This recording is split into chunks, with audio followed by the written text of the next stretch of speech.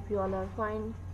तो आज जी पार्ट 2 है chapter number 10 which is the movement of the earth. बहुत इंपॉर्टेंट चैप्टर है, बहुत सारी इंपॉर्टेंट बातें हैं, इस वजह से मैंने इसको 2 पार्ट में डिवाइड किया। अगर आपने फर्स्ट पार्ट नहीं देखा तो काइंडली जाकर पहले फर्स्ट पार्ट देख लें, उसमें बहुत सारी इंपॉर्टेंट बातें थी और आपको इसका लिंक डिस्क्रिप्शन में भी मिल जाएगा, आप वहाँ से भी देख सकते हैं। तो उससे पहले और वीडियो स्टार्ट करने से पहले मैं आपसे रिक्वेस्ट कर रही हूँ, अगर आप मेरे चैनल पे नए हैं तो काइंडली चैनल को सब्सक्राइब कर लें और बेल आइकन को क्लिक कर लें ताकि आपको टाइमली नोटिफिकेशन रिसीव हो सके। तो आज का जो टॉपिक है वो है रिवोल्यूशन। ठीक है जी। अब इन्होंने कहा कि जो अर्थ है वो रोटेट करती है, उसकी एक अपनी ऑन इनविजिबल जो नज़र ना आने वाली एक्सिस होती है। ठीक है जी। और वहीं से ही जो है वो पास हो रहे होते हैं नॉर्थ एंड साउथ पोल। अब ये जो एक्सिस है ना वो बेसिकली स्लाइटली टिल्ड है, ये हमने पहले भी बात की। तो टिल्ड का मतलब क्या होता है कि झुकी हुई है ये एक्सिस। ठीक है, सीधी नहीं होती, ये झुकी हुई है। अब पहले भी मैंने कहा कि ऊपर भी मैंने एक इम्पॉर्टेंट बात जिसको मैंने हाईलाइट करवाई थी पहले, कि जो अर्थ को पोल्स हैं दो, एक हेमिस्फीयर एंड इक्वेटर। ठीक है जी। अब जैसे उन्होंने पहले भी हमने कहा कि जो उसका हाफ हिस्सा अगर सन है फेस कर रहा हो, उसकी तरफ सूरज की रोशनी आ रही है तो उस हिस्से में दिन होगा, और जो हाफ हिस्सा जिसमें सूरज की रोशनी नहीं है, नहीं आ रही, तो जो रिसीव नहीं कर रही लाइट, वो आपका होगा नाइट रिसीव कर रहा होगा। उसी तरीके से हमने एक एग्जांपल देखा था, पाकिस्तान और कनाडा के दोनों अपोजिट डायरेक्शन में हैं। अगर पाकिस्तान में सुबह है तो कनाडा में रात होगी, क्योंकि पाकिस्तान में सूरज की रोशनी पहुंच रही है तो उसका हाफ हिस्से की तरफ नहीं पहुंच रही, विच इज़ द कनाडा, जिसने वहाँ पे रात होगी। ठीक है जी। आगे इन्होंने कहा कि जो अर्थ है वो रोटेट करती है अपने एक्सिस पे। वन डे जिसको हम 24 आवर्स बोलते हैं वो कंप्लीट करती है वन रोटेशन। तो ये जो रोटेशन है बेसिकली इसी की वजह से ही डे एंड नाइट हो रहे होते हैं, और ये कॉन्सिस्टेंटली मतलब ये सेम डायरेक्शन में रोटेट करे, इसकी डायरेक्शन चेंज नहीं हो रही होती। इसी वजह से जो सूरज है वो ऑलवेज मतलब निकलता है ईस्ट से और ढलता है वेस्ट की तरफ। ये कुछ बातें जो है ना रिपीट भी हो रही हैं जो पहले में। अब एक और इम्पोर्टेंट बात हमने तो ये तो मुझे अभी पता चला, एक इम्पोर्टेंट बात ये कि जो हमारे कैलेंडर में 365 डेज एंड 6 आवर्स होते हैं। मैंने तो ये समझा हुआ था कि 365 डेज ही होते हैं, लेकिन 365 डेज एंड 6 आवर्स लॉन्ग, मतलब 6 घंटे भी उसमें होते हैं। अब इन्होंने आगे यहाँ पे बताया हुआ है कि मरकरी का अगर हम देखें जो सूरज के बिल्कुल करीब है, वहाँ पे 88 डेज में एक वन रेवोल्यूशन कंप्लीट हो रहा होता है, और अर्थ जो है वो बेसिकली 665 डेज एंड 6 आवर ले रहा है।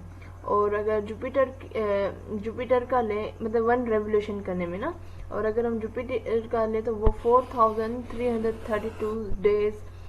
32 डेज ले रहा होता है टू कंप्लीट वन रेवोल्यूशन। तो हमें थोड़ी सी इनकी भी पता होना चाहिए। तो पाकिस्तान का जो अर्थ है बेसिकली वो 365 डेज एंड 6 आवर्स ले रहा है वन रेवोल्यूशन में। ठीक है। उसके बाद एक इम्पॉर्टेंट बात है यहाँ से ही सीजन्स की। ठीक है, ऊपर कोई सी बात तो नहीं, हाँ सीजन की बात हो रही है। अब यहाँ से हम स्टार्ट करें। यहाँ ये बहुत इंपॉर्टेंट पॉइंट है ना, इसको थोड़ा सा ध्यान में रखिएगा। हमने पहले भी रिपीट की हुई थी कि जो अर्थ है उसको एक्सिस होती है, बेसिकली हम उसको इमेजिनरी लाइन कह रहे होते हैं, जिसके थ्रू अर्थ जो है वो रोटेट कर रही होती है, और उसी के थ्रू हम कनेक्ट होते हैं दो पोल से, which is the north pole and south pole. ठीक है। और क्योंकि आपको पता है कि जो अर्थ है वो थोड़ा सा टिल्ड है, तो इस वजह से डिफरेंट अमाउंट ऑफ सनलाइट पहुंच रही होती है डिफरेंट पार्ट्स ऑफ द अर्थ, और उसी की वजह से ही मतलब टिल्ट की वजह से ही वेरिएशन हो रही होती है duration of the day night and season में, कि दिन बड़े होंगे छोटे होंगे, रात बड़ी होंगी या छोटी होंगी, मौसम कैसा होगा। ठीक है जी। अब आप यहाँ पे कुछ चीज़ें नोट कर लें, लिख लें आप बड़े बड़े अल्फाज से। 21 या 22 मार्च से, ठीक है, तो 21 या 22 मार्च से स्प्रिंग स्टार्ट हो रहा होता है उन जगहों पे या उन इलाकों में जहाँ पे नॉर्दर्न हेमिस्फीयर में, ठीक है जी, नॉर्दर्न हेमिस्फीयर में 21 या 22 मार्च से स्प्रिंग स्टार्ट हो रहा होता है। और उसी जगह पे ही, ठीक है, उसी वक्त साउथर्न हेमिस्फीयर में ऑटम हो रहा होता है। मतलब नॉर्दर्न में आपका स्प्रिंग है और साउथर्न में ऑटम होगा, ठीक है जी।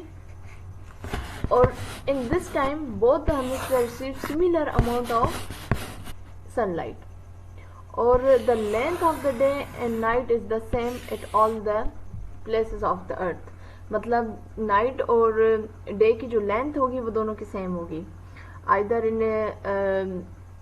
नॉर्दर्न हेमिस्फीयर या साउथर्न हेमिस्फीयर। तो लिख लिए ले आप बात के जो नॉर्दर्न हेमिस्फीयर है ना उसमें स्प्रिंग हो रहा है, तो on the other hand southern में अपोजिट होगा, ऑटम होगा। अच्छा, अब हम आ जाते हैं 21 एंड 22 जून, ठीक है जी। अब इस वक्त नॉर्दर्न हेमिस्फीयर में समर हो रहा होगा, ऑन द अदर हैंड जो साउथर्न हेमिस्फीयर है ना वहाँ पे विंटर हो रही होगी। अब जिस नॉर्दर्न एरिया में समर है वहाँ पे दिन आपके बड़े होंगे और रातें छोटी होंगी, ठीक है जी, ये इन्होंने लिखा है फॉर द नॉर्दर्न हेमिस्फीयर।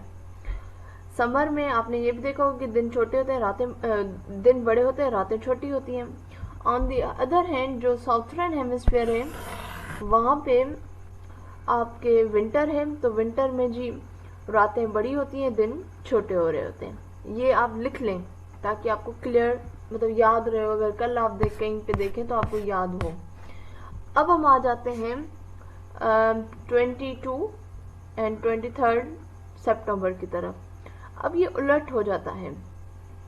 उलट किससे हो जाता है कि जो हमने मार्च से किया था ना, अब यहाँ सितंबर उससे उलट हो जाएगा।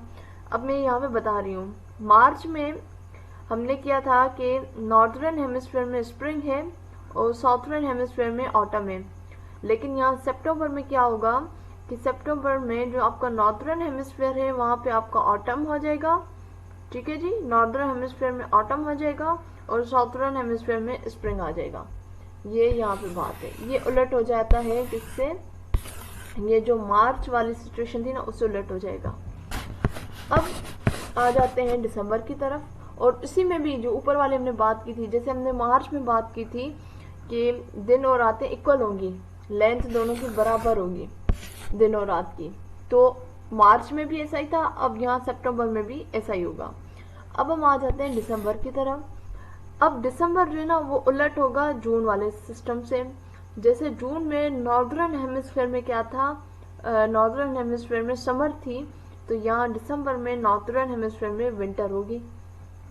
और अगर हम जून में देखें तो जून में इन्होंने कहा था साउथर्न हेमिस्फीयर में विंटर होगी, तो यहाँ पे साउथर्न हेमिस्फीयर में समर होगी। अगर हम पाकिस्तान का ले लें तो हमारे यहाँ ऐसे ही है कि हमारे दिसंबर में क्या होती है, नॉर्दर्न हेमिस्फीयर की तरह विंटर होती है, और जून में क्या होती है, गर्मी होती है, ठीक है। और इसमें अगेन वही होगा, नॉर्दर्न हेमिस्फीयर में अगर विंटर है, नॉर्दर्न हेमिस्फीयर में विंटर है, तो जाहिर सी बात है दिन आपके छोटे होंगे, रातें बड़ी होंगी। और ऑन द अदर हैंड वहीं साउथर्न हेमिस्फीयर में क्या होगा, दिन हो समर होगी, तो दिन आपके बड़े होंगे, रातें छोटी होंगी, ठीक है जी। तो ये लिख लें आप, रोज इसको रिपीट करें। अब हम आ जाते हैं एक्सरसाइज की तरफ। अब मैं एक्सरसाइज शुरू करने से पहले ही मैं आपसे कह रही हूँ कि अगर आप इसको थोड़ा सा खुद भी बहुत डीप में देखिएगा, कहीं पे अगर आपको मिस्टेक लग रही है तो प्लीज़ मुझे बताइएगा, ठीक है जी। अब सबसे पहले उन्होंने कहा है कि the earth is not a sphere, तो ये फॉल्स है जी, अर्थ स्फीयर है। The second is the earth has pole, hemisphere and equator, ये मैंने पहले भी आपसे कहा था कि हाईलाइट कर लें, तो ये आगे क्वेश्चन है, तो जी ये ट्रू है, ठीक है। The earth has only one movement का रोटेशन, जी नहीं, दो मूवमेंट होते हैं, रोटेशन और रेवोल्यूशन, तो ये फॉल्स है। 4 की तरफ आ रहे हैं।